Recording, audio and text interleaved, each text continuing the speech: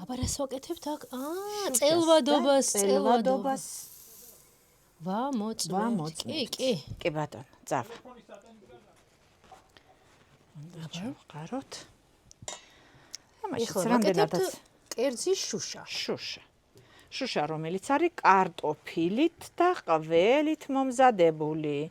ხოლო არის თაშმოჯაბით, რომელსაც თაშმოჯაბ ნიშნავს ყველი მოხარშულს, იმას უკვე კარტოფილს აღარ უკეთებთ.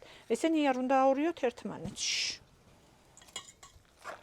ლახლა დაგვრყურებს თავზე, მზადდება სვანურ ფეჩზე შუშა და ველოდებით, როდის ამოიწელება ჩვენი ყველი.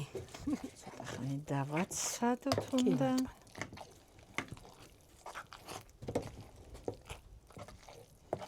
ხო, დაიწყო. არ დაგვაღალატა ყველმა.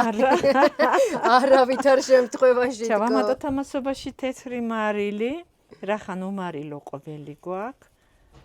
უმარილო იმიტომ არის აუცილებელი, რომ მარილიანი არ იწელება. კი ბატონო. სიმაგრისკენ მიყავს ყველი და ნახეთ როგორ გაერთიანდა, ერთი მოექცა. წავიდა, ლახლას უტოლდება. წავიდა.